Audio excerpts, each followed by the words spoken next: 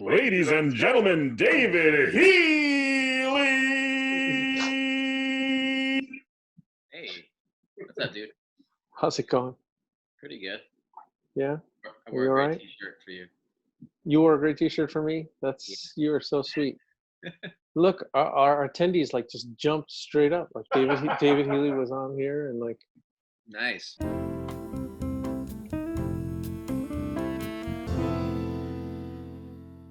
So how are you? I'm doing pretty good, man. How about you? How was New York life in the middle of, the plague? It was really frightening for a while. Yeah. And nightmare inducing, and then thinking about nightmares and getting nauseous and heavy Yeah. stuff.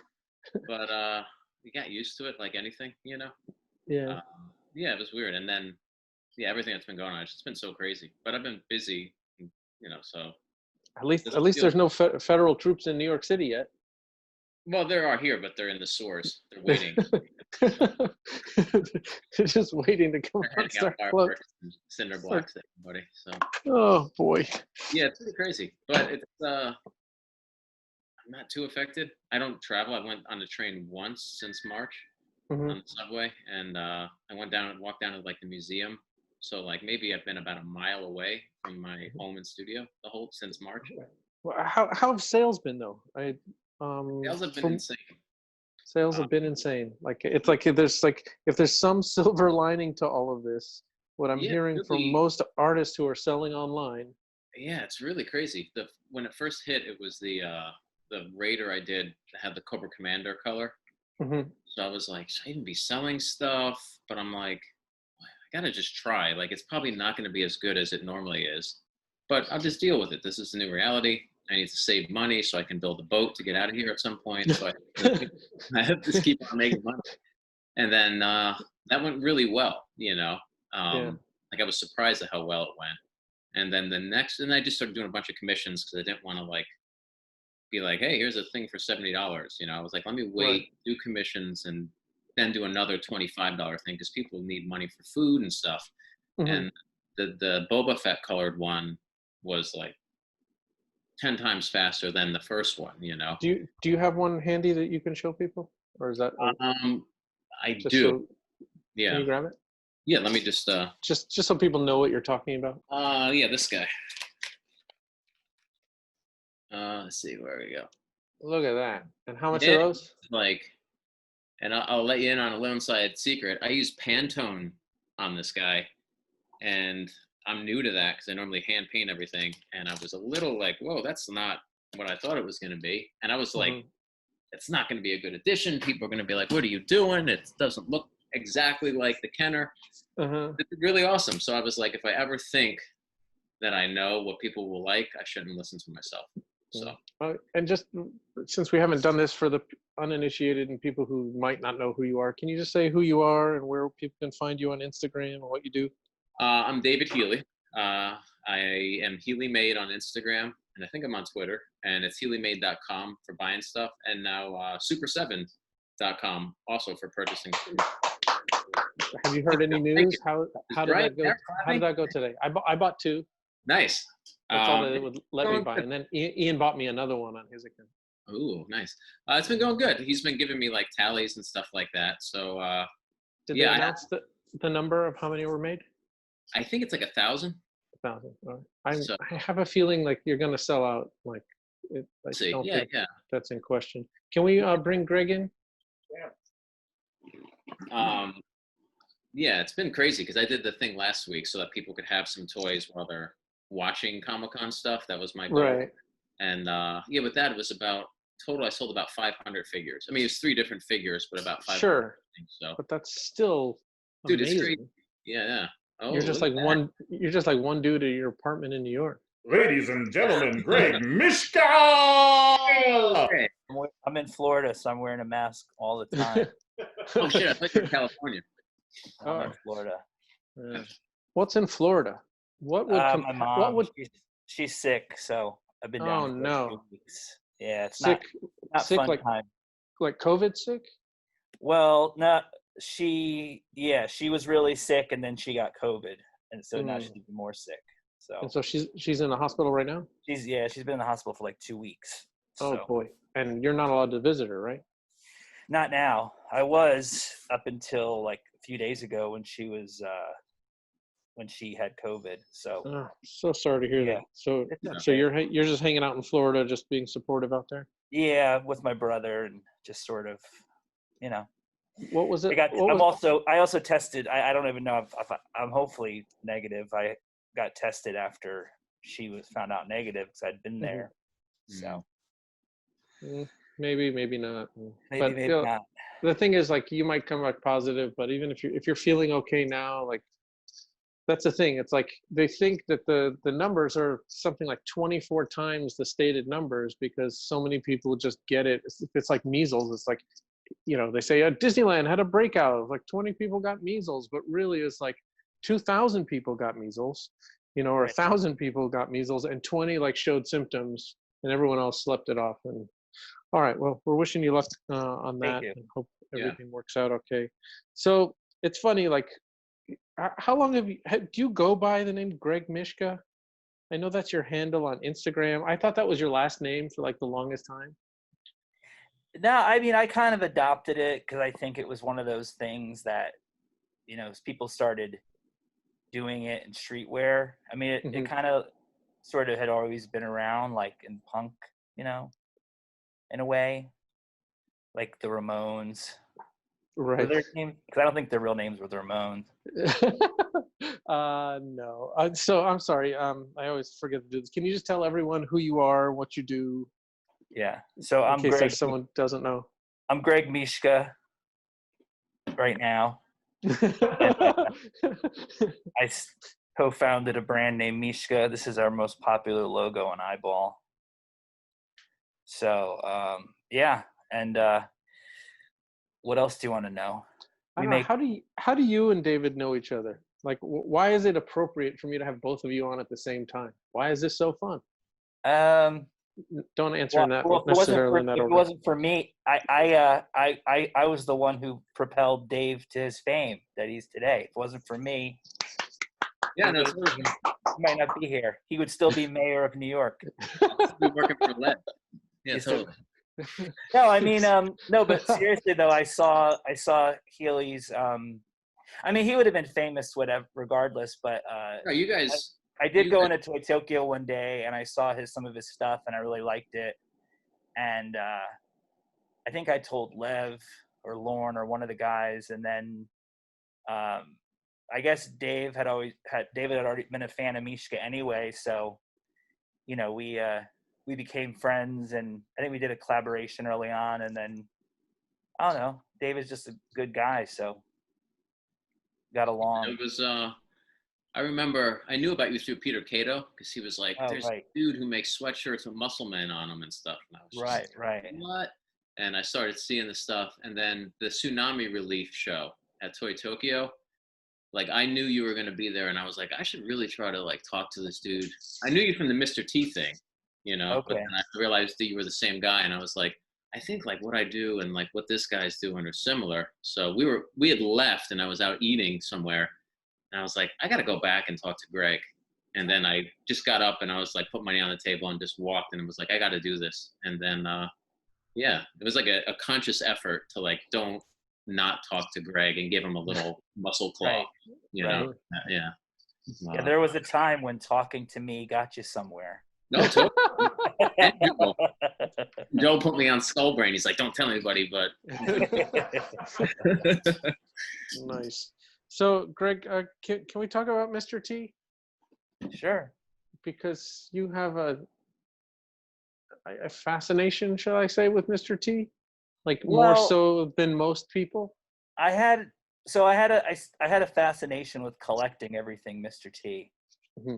I think my love of Mr. T is probably not that much different than like most guys my age, you know? Mm-hmm.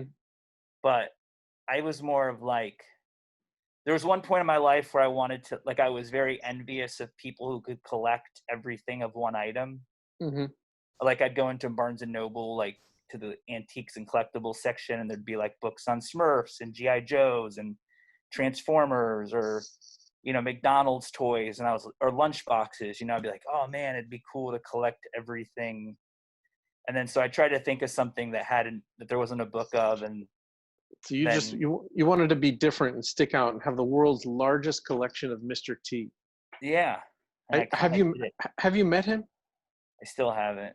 Wow. See, never meet your heroes, dude. Like, he'll totally let you down. Like, well, I think I was saying to someone sort of recently, like, I'd rather meet him now than like I think if I met him now, I probably wouldn't even tell him about my collection. Right. Okay, so can we talk about the book you did? Because and the little history behind Cabbage Patch Kids and the patterns and making Mr. T's and how that came into a coffee table book? Yeah, so one of the first so when I started my Mr. T collection, I was around 19 when I really started like going hardcore. And long story short, I met this guy who had a toy store in Orlando, like a vintage toy store, and he happened to just be selling his Mr. T collection, which was very random. And he sold me everything except this homemade doll that he had. And I was like, he's like, that's the only thing I'm keeping. And then he said, oh, well, these were made from a pattern. He gave me the pattern book, and he's like, oh, I'm sure you could find more. So when eBay, that was 1998. So for many years, I was like buying every doll that popped up on eBay.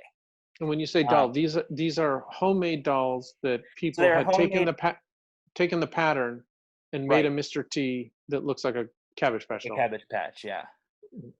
And so yeah, I mean, it kind of was just one of those weird 80s phenomenons where, the first Cabbage Patches were handmade, and then once people couldn't get them in the stores, then moms started making them for their kids. Right. And so what's his name? Xavier Roberts, is that his name? Yeah. Did he put out the patterns, or was the patterns put out by other people? God.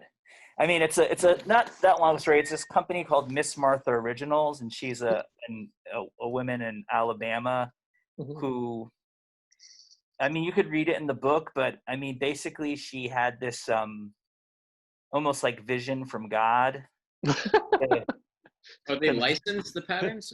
Yeah, the pattern was licensed, but she, unfortunately, like by time I had really talked to her about it, I don't think she really remembered how it became to be. I mean, I think she somehow had the idea to do it, and then she had her people contact Mr. T's people, and they gave her the license. So it was actual licensed pattern.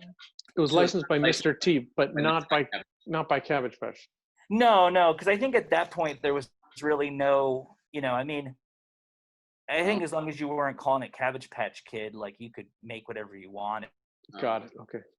It's like a homemade doll, but they're obviously trying to play up on the popularity of the Cabbage Patch Kids.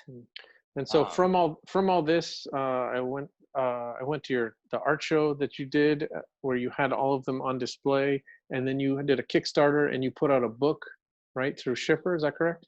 Yeah. And so if you want to see this, you can go on Amazon, do you have your own site where they can buy? Amazon's the best place. I mean, you don't want to pack and ship a book. That's like I think you kind of warned. Yeah, Schiffer. I think you kind of warned me about them in the beginning, like stuff. But they made a really nice book, so I'm happy. And it's like I didn't make any money, but it wasn't really like the point. It's just more. So royalty checks are not showing up? Nah, I got I think, it was like a joke. And then I started. He's about to say the number, and then he just said it was a joke. It's good. I needed more books, and it was like cheaper to buy them on Amazon than to buy them from them. Wow. I think I have a Schiffer account. I could probably get them for you for. Yeah, but no, I mean, it's cool. Unfortunately, I've never lived in a place long enough to really have like a whole Mr. T room. So so the good thing about the book was Quan, who photographed everything.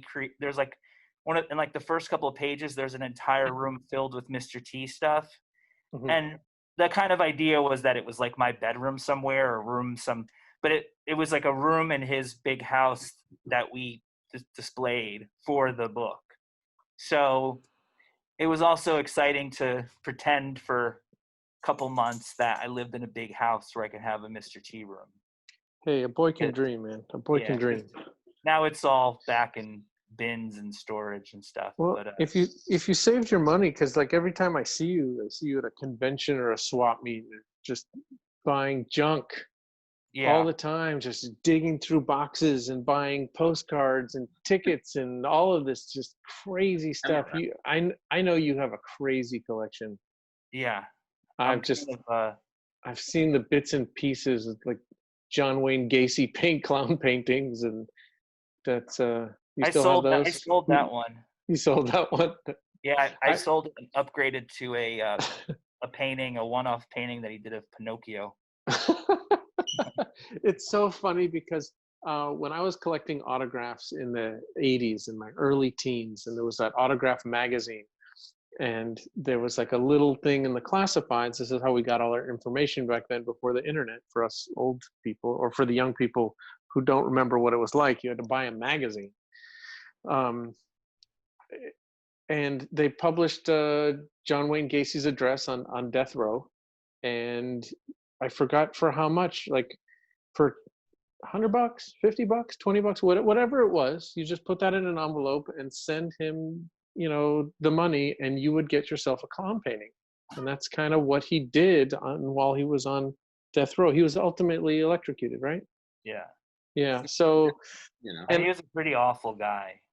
And even as an autograph collector who had just collect autographs for autographs, like at that time I had no I would show up in an Ollie North book signing and get a book even though like just these despicable people, like I was fine, I'll still, I mean, if you were really an Ollie North fan out there watching, apologies, but half the people just left though. Yeah, just watch the viewership just went don't, right? And I would just, because it's historical, and I was just into the autographs, I'd get a president's autograph even if I hated them, like, because I was just into the autographs. And at that age, with not a lot of money and not a lot of access, if someone came to town, like I was there. But even at that age, I could not commit to sending money to John Wayne Gacy. Like I couldn't like wrap my head around that.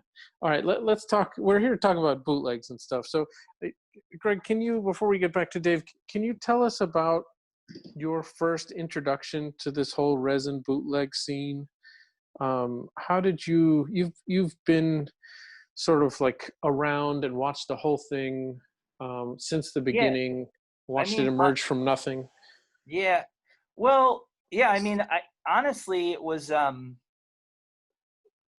Sucklord. I mean, it's funny because I remember I could have bought, like, I moved Don't to talk about the Sucklord during a David Healey interview. Sorry, no. Yeah, you have to introduce it. He's right down No, here. but I mean, it was actually. I remember telling Morgan, like, because I moved to New York in 2002, and I remember one of the first times going to Toy Tokyo and seeing like the very first Sucklord. I don't know what it's called, but like the very, very first one he did. And I was like, oh, hold on. Yeah. I'm going to get dog food and bagels. Okay. You want anything? No, I'm okay. I remember was like, I was going to buy it, and then I turned it over and it said, "You're an asshole for buying this." Mm-hmm. So I didn't buy it. And now I wish I did, because obviously it would have been like a piece of history just having like the very first one. But I literally took it. I took it literally, what he wrote on the back. And I was like, yeah, I'm kind of an asshole for spending this money on this shit. And but then like the more I learned of his stuff and saw it, and the like storylines and all that stuff, I kind of got into it. And then I don't know, it just I mean, you probably know the timeline better than me, but like, I mean, you were definitely the first person that I knew that started selling, that kind of brought it in to like a thing, in my opinion, because I think people started getting inspired because of Sucklord, and then Yeah, I mean, remember I every started. year at San Diego, like we had mostly vinyl toys, but we always had a suckler toy in there. We're always, trying to represent him in that group, Yeah. until everything else faded away and it became just that.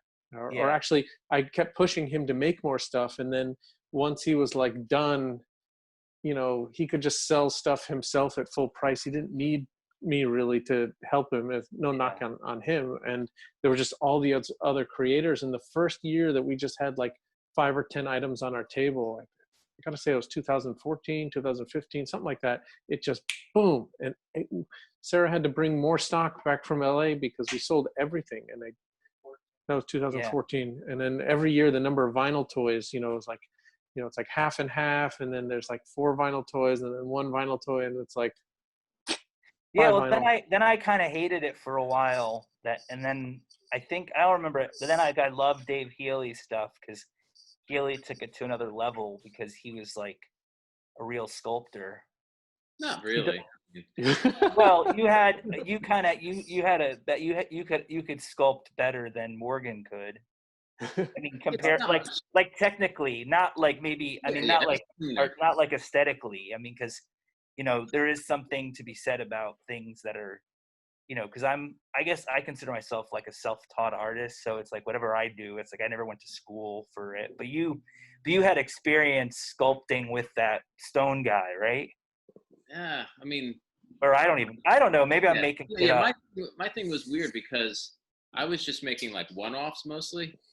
Like I didn't start doing resin till 2010, but I had done like a show at Zaka of 3 3/4 figures years before, but it was just like, I didn't know about resin. I saw Morgan doing resin. And I was like, maybe I should start turning these things in, but I was just doing one-offs, not selling a few things, but mostly I still have all the originals. So like resin was like figuring out how to make like a print of like a painting to me. It wasn't like I didn't start making figures with the thing of like these are going to be resin right away. So I think that's why I had 10 years just to focus on how to make ones really good. So once I got into resin, I think that's why it looks like it's cleaner or better or something like that, like the rush of testing to get it out there I never really experienced. Just for the record, when Morgan was in college, I believe his major was in art school was sculpting. Oh, okay. Nice. if you've ever seen like the pictures of the crack house, you ever see that? So I think that was like his senior project, like was sculpting that crack house. Yeah, I did graphic design for 2 years and then stagecraft. So wow, if that makes any sense. Stagecraft, love it. Yeah. Smoking. So I'm like, I don't know, I'm kind of out of the loop now and all. Like there, to me, like now there's like so many artists, and I don't even. I mean, it's just crazy to me. I remember for a while there was like kind of like people were jealous of each other because there's like only a few, and this person didn't like this person, and this person was copying this person. Now I think it's at a point where there's like so many that I don't think you can. Well, I think it's like anything, right? I mean, that's sort of the good, and it's like the good and bad thing about the internet is like it's like, it's almost like you could have your own customer and some people just buys your shit and they're not buying anything else. Yeah.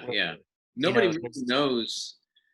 Like, it's like a thing, if you start doing it now, if like you're a younger person, that doesn't mean that they know who me or Morgan or Killer or anybody is sometimes, like they found out from somebody else. So it's kind of like, it reminds me of like skateboarding or graffiti, Well, I mean, it's like kind of same with streetwear too, or like, having like a clothing brand now. It's like, it's so easy to get stuff made that like, it's not like before where you sort of had to know somebody or do, kind of get into, I mean, fuck, even like Japanese toys, it's like, it's a lot easier to make a vinyl figure than ever, if you want to make a toy in Japan.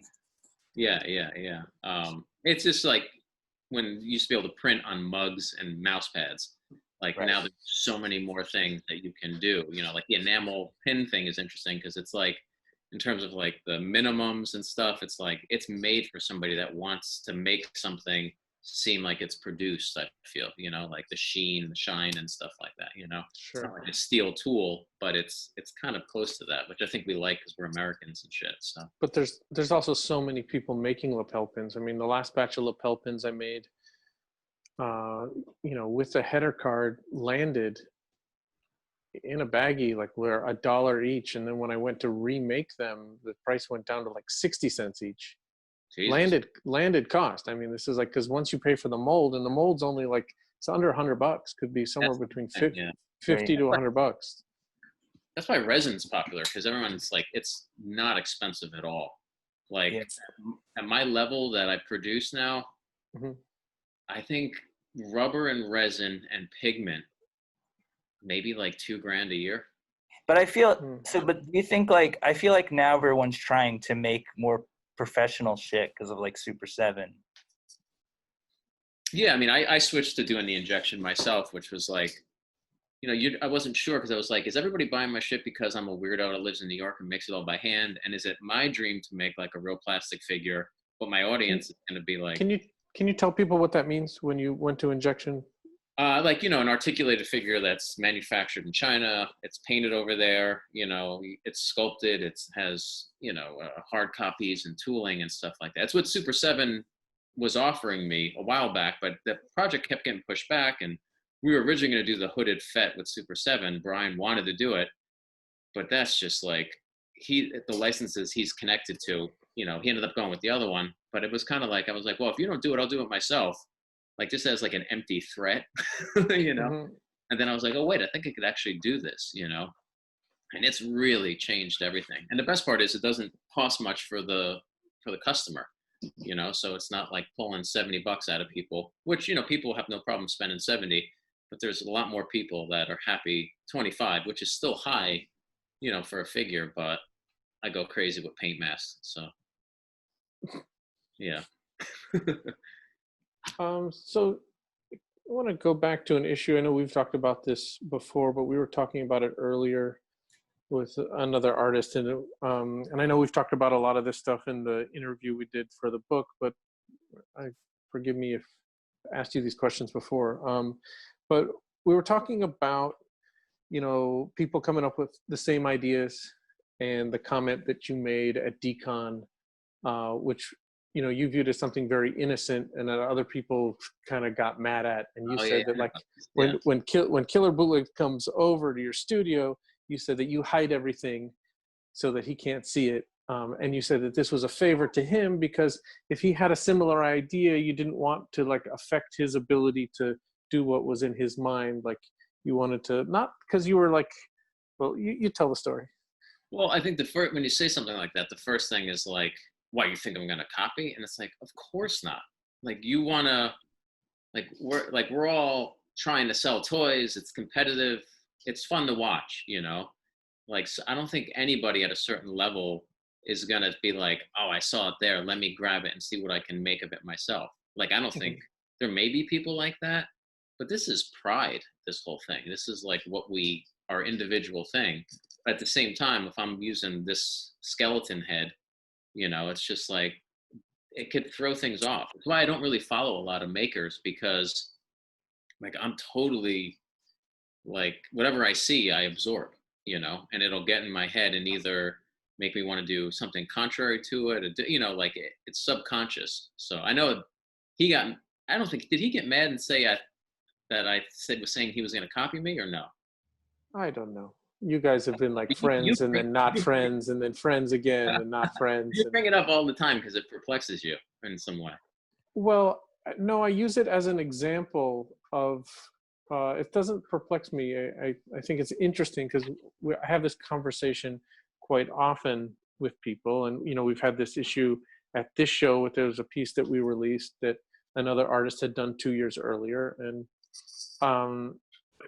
you know, I just said like, hey, this is a pretty low. I mean, I just call it. And then, so it was the tank figure, the protest figure that Rika did, the tank man, the guy standing in front of the tank. And another artist, another artist had done it a couple of years ago. I think he made a one-off, you know, and some other fans were upset. And then in between, like when we announced Rika's and this other one that was done 2 years ago, Morgan did one in his protest series. Like, boom, in the email, I sent it to Morgan Raymo, definitely copied off the first guy, so he doesn't. But I just described it as like it's such low-hanging fruit, and that no one really put a spin on it per se. Like everyone just did this literal interpretation, the figure of the guy standing in front of the tank, and it's like you can't. And I used the example of like George Washington cutting down the cherry tree. It's like if you make that figure and then a month later I make that figure, like you can't say, well, oh, you ripped me off, like George Washington's mine. Like it's like I think the thing that's like always, I don't know if like it doesn't like bug me, but I don't know what's the right word, but I think how to explain this. Like it's funny to me when people get mad at other people ripping them off when like their whole brand is based on ripping people off. That's my point. Yes. You know, or like, you know, there's a few examples. Like, you know, there's like, I remember like talking about pins. There was like a friend of mine who, like, some guy was attacking him because like he made like a pin of like a tombstone that said something, and I'm like, how many fucking people like have done that? Or it's like, you know, it's like, yeah, it's like. But it doesn't matter because it's a fucking tombstone, right? Right. And it's like there are words on tombstones. Right. Right. That's not a new concept. And then you know, and I mean, there's something even to be said of like, you know, at a certain like bootlegging is hard because it's like at a certain level you can't. I think bootlegging is a shit term for this whole thing. Everyone. Well, I think the goal. I think what you need to do is like the goal. The goal is to start making your own shit, which is like that's always the hardest thing, right? Because even with Mishka, it's like when we started, everything was like a riff of something, and like we had some original content, but you know, it wasn't even till like, you know, like even our eyeball, it's like. I don't get mad if it's like, I mean, I don't want to give away the secret, but it's like so many people send shit to me and they're like, oh, so-and-so's ripping you off. And I'm like, no, it's just an eyeball. Like God invented the eyeball, right? it's like, but don't take my trademarked eyeball that we designed and use it. And I think that's where like, you know, it gets to the point where it's like, if you're going to do something, at least make it your own. Like if you're like, oh, fuck, I was going to do a Back to the Future Boba Fett doll, whatever. Like, okay, we'll still do it, but like do it in your own. Just do it in your own style. I don't know if another one. Or like how many fucking, you know, or like your Darth Vader flip. Like, it's just like, you know, I think some of the coolest figures of late were like Mark Todd's figures.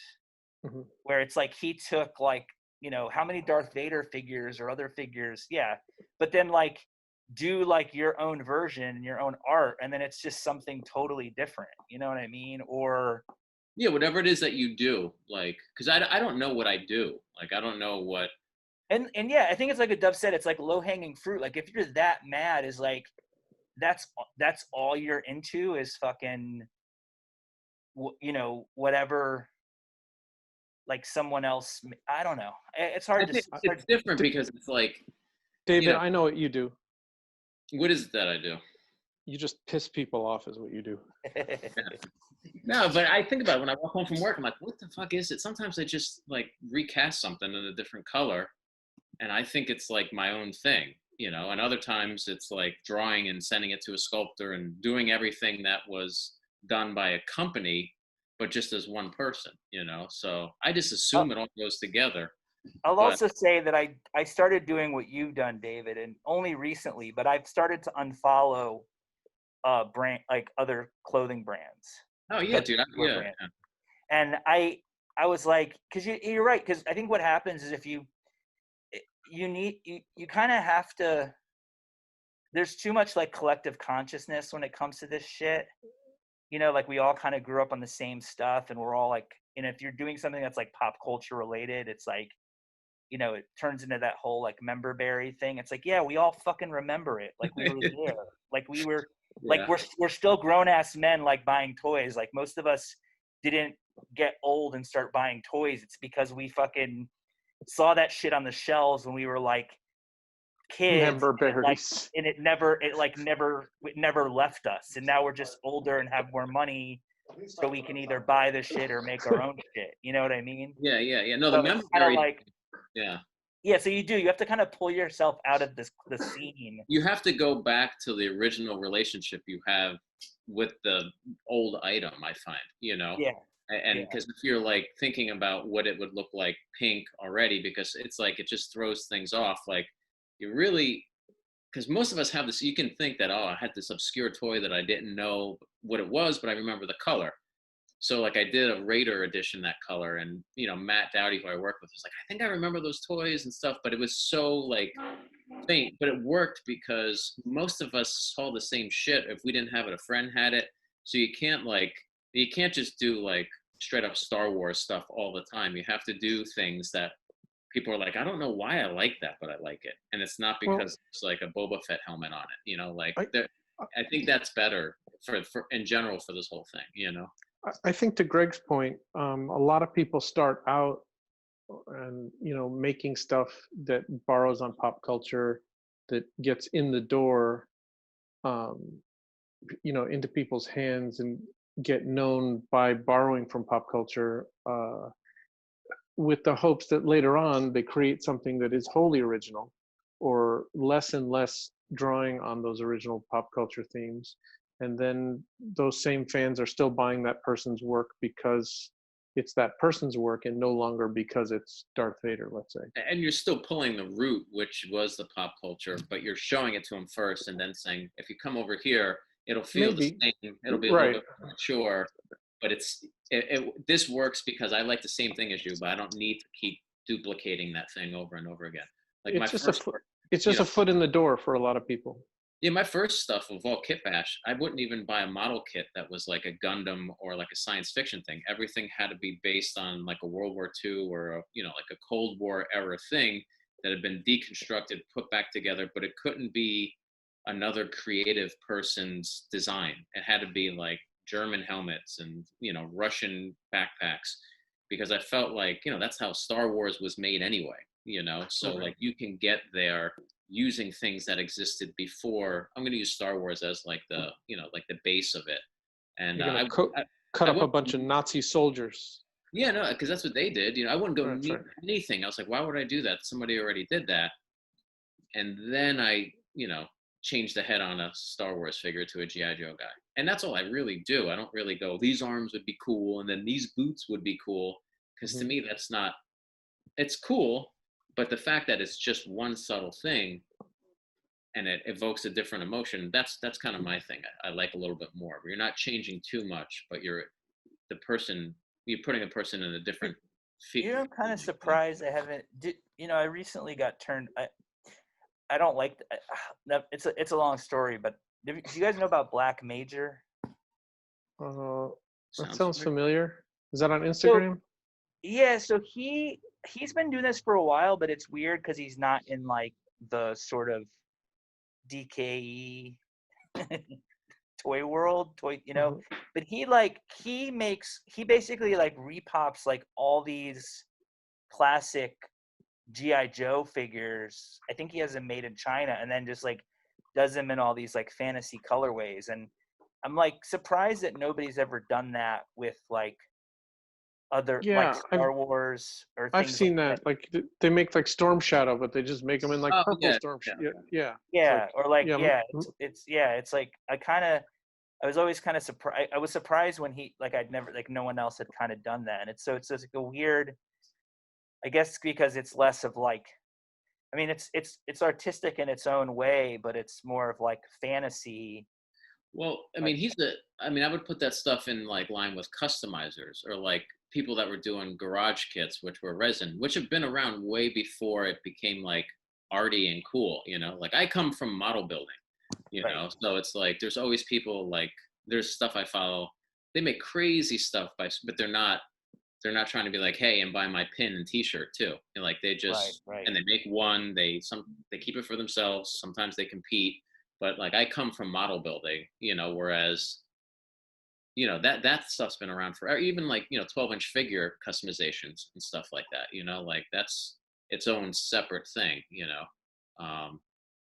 This stuff gets, I think there's a fine line. I mean, it's like, yeah, you can start, you know, taking like blue, you know, the GI Joe, you know, like trooper dudes and who are in blue, and you can start changing them. But then, you know, you start changing the packaging, and then before you know it, you've put your own twist on it. And that's how it does start for some people. Like some people come from the art perspective, like I'm an artist and this is like my medium that I'm going to express myself in. And other people are, you know, I'm a customizer and I'm customizing stuff, and then it just becomes an art form, you know, in and of itself. So I think works too, you know, like Morgan, what Morgan did in terms of taking his custom or, you know, whatever, people have been making figures forever, but for him to put it on a card and tell you something about it, and everything behind you now has words on it because of Morgan. You know, I feel like that's a whole different genre than what I do. You know, like coming up with words for Super 7 or titles, it's just like pulling teeth because I try to make it more sculptural, you know. But you've, you know, in the past when I've pushed you to like, hey, can you put your figure on a card, make me something to sell? And then your attitude is like, that's Morgan's thing. Like, yeah, no, totally, yeah. Like you don't want words anywhere. Like it says maybe Healeymade, like, you know, foil stamped on the package, and that's it. Like you have nothing there. For you, what I've noticed, it's like it is about the toy. It's not about the juxtaposition of word and toy. It's like I'm going to communicate to you with this sculpture, you know, what I have to say, and if you don't get it, then, you know, see ya. Yeah, like totally, yeah, and that's why the one figure I did do on a card with you was the suck up, and that was like insane success. But it's like for me to be like, now I'm going to come up. Correct, but that was a collaboration. Like you designed the figure and Morgan designed the card. All you had to do was name the character. Yeah, like everything I've done with you has been some oddball, like a giant figure or a 6-figure one thing. Like I'm like, why don't I just do a card? But it's like you know, with Super 7 is fun because they're like, obviously it has to be on a card. Well, I wanted you to do a card of the IG Baba with that coupe art because I love that coupe art so much, and you had it done for like prints and T-shirts, and I just thought that juxtaposition would make sense. But even then, you know, you're like, yeah, and then you thought about it, and you're like, that's just not me. I'll do it. You know what? Never mind. No. Yeah, well, it's a lot to do with like respect to like other people, what they do, you know. And I think, you know, like Morgan is like William. Oh, no, you're William Gaines. You know what I mean? But Morgan's like, but it's like, you know, Mad Magazine. You can look at a bunch of different people. They're all kind of doing the same kind of jokes, but there's different styles of it. And I think your stuff that you do, DK, is like that. So I'm William Gaines, and Morgan is who? What's that? Di Bartolo, you know, or something like that. One of the editors, whatever. But like with me, it would just be like, and then we have this here, you know, and it just doesn't like. I thought you were doing an analogy to like artists to like EC, like resin people to like EC artists. I see. I'd like to be Sergio Aragonis, but that makes sense. I need a ponytail. Will says Mort Drucker. Who's Mort Drucker? Mort Drucker's, yeah. So Morgan's Mort Drucker? Yeah. Morgan would be like Jack Davis, maybe? I don't know. No, what's his name? Wolf, the real early Mad guy. What's his name? Al Feldstein. Should we just say Al Jaffe and make it easy? Okay. Anyway, yeah. First powerhouse. Basil Wolverton. Al Jaffe. Basil Wolverton. There you go. Yeah, that's you? No, that's Morgan. I'm not in Mad Magazine. Yeah, I thought we were talking about. I don't know. EC. I don't think. Never. Healy, have you ever done any toy that's like funny? They're all kind of funny, I think. But I mean, you've never like made like anything. Come on, the McNugget. I did that McNugget. That was pretty funny, right? I don't remember that. See, you not follow me, bro? I saw a fucking McNugget. I never would even imagine that. Yeah. I like doing stuff like that. That's a little like Quackula's silly, which you named, by the way. Right. But I mean, but I think that's also the difference between doing like more or other, because you're not like making something that You also, I don't think have you ever made like any political stuff that, or like any like social justice or political? Yeah, all my stuff is like different kinds of, like the big, like the Rancor Keeper with the cavalry hat is supposed to be like this big giant racist white guy, and then there's like the skinny red-skinned Indian guy whose feet look like the trees because he's part of nature, and all this stuff has that built into it. I just don't, you know, if you get it, you get it. You know, I feel weird. There's like, no words. Well, there's titles, you know, and stuff like Yeah. that, but I feel like it should be like everything's a kind of person, you know, like everything is an archetype. So every archetype I think we have in our society. So yeah, I'm commenting on what I live in, you know. So I think. Well, I think it's always an interesting debate about whether art needs to be talked about. Like, I remember like reading a music magazine when I was a kid, and you know, this but it doesn't need titles, I don't think. Maybe. Sure, but you know, some people would argue, you know, I got so criticized by you know, a teacher of mine. Is like, why do you need to talk about music? I mean, the art is the art. Like, what more do you need? Like, why do you need, you know, if you have to talk about it, then it's, and you know, I have found that in selling art, the more you talk about it, the better, right? Because context means something, and that's part of why we do this show, right? Is because I have an artist on, we talk about their figure, people talk about their process, they meet the person, and then all of a sudden, like, ding, ding, ding, ding, sale, sale, sale, sale, sale, right? Because like you've humanized it, you've attached the, you know, the persona to the piece, and it's kind of, you know, humans are just, we're kind of flawed like that. You add a human dimension, you, there are paintings and artwork that I own from people that I don't like, and I still like the work, but it gets hard, right? And it certainly happened where I've had a piece of work from someone and that person has been rude or mean or mistreated me or something like that. And then I forever look at that piece of art and think like, man, I fucking hate that thing. And it's happened. And, you know, I'm not, you know, like, you know, there's not like a wall of emotion there that I can just block out and, you know, just say like, I wish I could just appreciate this for its art. Like we were talking before about the John Wayne Gacy art. Like that's kind of the problem with the John Wayne Gacy pieces. Every time you look at it, you think like, oh, this guy killed children, you know, or whatever he did. Like, do you know what I'm saying? It's like, you're not just buying it based on like the aesthetics because it's creepy. It's like because the dude who made it is super fucking creepy. Well, I think, yeah, it's like I think the reason, you know, even like I like it to a point, not where I'm like obsessed, but it's like that's like something I wish I would find in like a thrift store. And then like I would imagine the person who painted it was like fucked up. But then in this case, it's like it looks like that, plus it's fucked up. Like you know that it's like comes from like a dark place, so it makes it even like, you know, I think that's the kind of connection in that way. You know, I think that it's like, you know, same with like folk art. It always seems like, you know, the people, the stuff that, you know, it's who you imagine was doing it. Right. Like even, well, like Henry Darger, like his shit, like you just look at it and it's like, it's creepy because it's like all these little kids and it's weird and as it is, and then it's like you find out he like was like a janitor and had this like kind of secret room where he made all this art and all this shit, you know. So it's, I think it's that I think it's that story that there's like there needs to be a story, and then alternatively I feel it's like it has to have like a monetary value. Then sure, but I think think that find a reason to like it.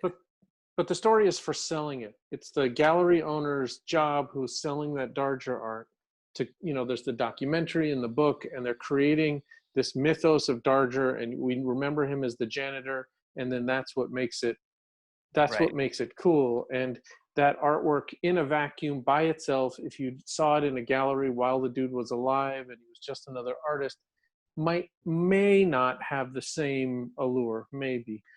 We have a question here from Neko Satsu. Says, Healey, with that in mind, how is relinquishing control to Super 7 for your new figure, for how your new figure is presented? Do you enjoy seeing your character recontextualized?